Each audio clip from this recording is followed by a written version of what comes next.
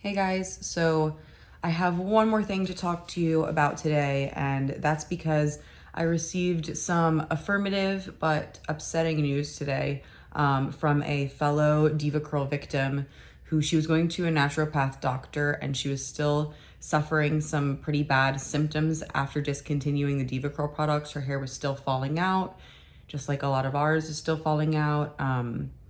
And the new growth was coming in a weird texture, just like mine. And she explained to the doctor my theory about the plastics that Devacurl is using leaking into the product or leaching into the product. And that's for all the products. And, my theory is that the warehouse or wherever they're storing the products got too hot.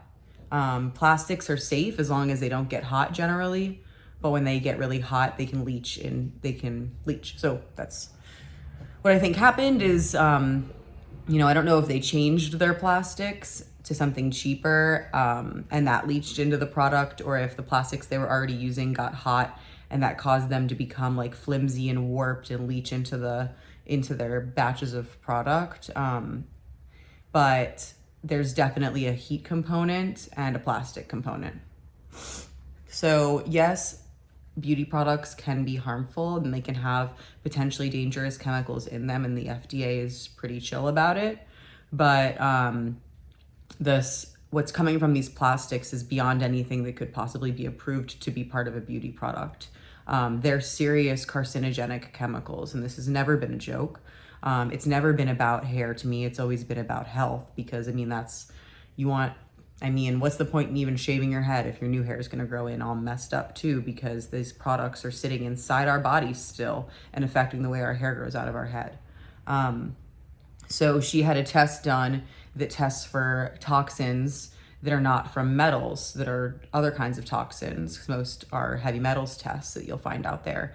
And believe it or not, what do you know? She tested high for chemicals that come from plastic, and now she needs to detox those plastics out of her system, even though she hasn't been using the products for months. So hopefully this is a big step in the right direction. I'm going to order that testing through my doctor, and I think anyone who has Devacurl damage should do the same. Find out what's in your system so you can learn what to avoid. I'll put the link below to the lab that she used and their information on detoxing. It's different than what I've been doing to detox in my video I did recently, but I didn't have testing done and I didn't have any medical professional guidance, because every medical professional I've talked to seems to not believe or understand that I think I have plastic toxins in my body, or they don't know how to treat it. But this is specifically advice tailored to that. So I got like a horrible stomach ache because like anxiety, and also it's like I'm excited that there's some answers coming in, because for so long it's just been speculation. And I think as more of us get this testing done, it is expensive and it does have to be ordered by a doctor. I think it's a few $100s. So if you can afford it, do it. If you can't, hopefully there will be enough of us who can and get it done to show that this is what's happened, and force Devacurl to issue a recall of their products and to help support any litigation against them as well. We weren't successful in getting the products tested yet, but maybe, this is a step for sure. Even if it's just a step in healing ourselves, because you can't really know what to do or for yourself if you don't know what happened to you. How do you know how to fix it?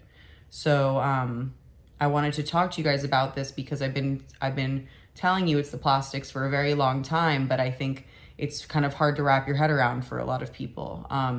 So I think,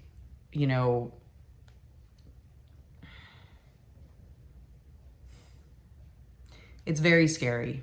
The implications are very bad. So all of these medical issues people have been having, they're linked to this plastic poisoning. And I hope Devacurl will pay for it. You can't give people their health back like this. You can't give them their life back like this, their peace of mind, their hair, none of it. There's not a price for that, in my opinion.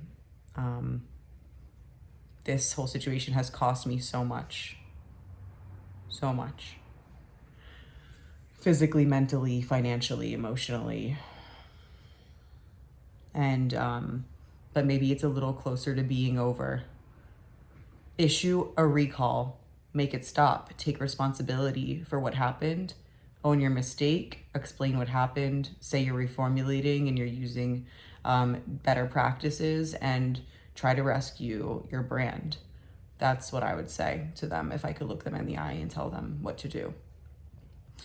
The unfortunate thing is Henkel is basically like Johnson & Johnson. It's not Lorraine Massey. It's not Devacurl. It's this huge, huge company that just all they care about is profits.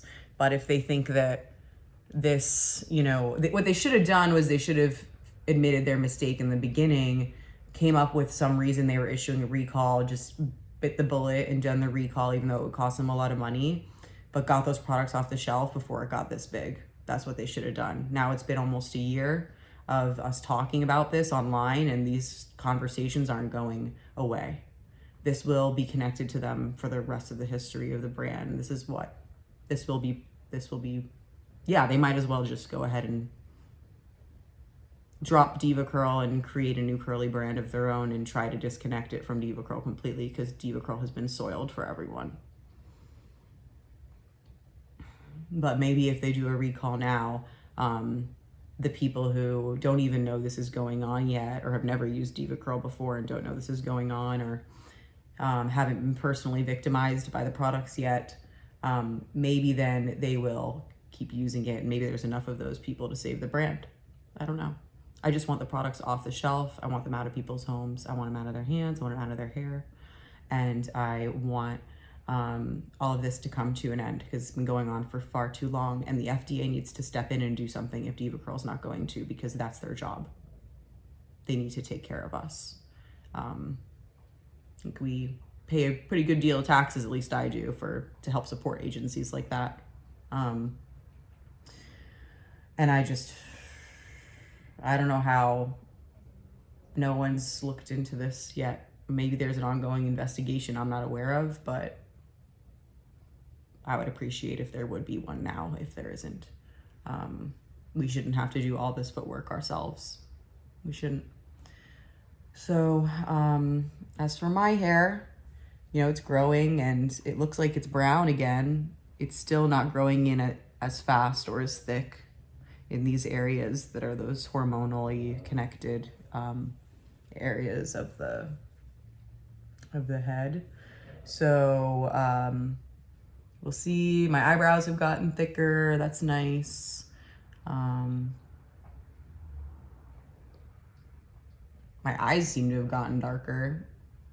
They were so light last year. It was so weird. Like bright brown. Pretty, but disturbing if it has anything to do with diva stuff. It's like it's messing with your genes and your DNA and stuff. So scary. The issues that it's caused for people are really horrifying, and this will not end well for them, and it will not end quietly either. So that's it, guys. Have a good night. Do some research based on the information I put down in the description, and do any additional research. Share in the comments anything else that you find that you think could be helpful for us. And let's continue to stand together and make sure that this issue doesn't get silenced. Love you. Bye.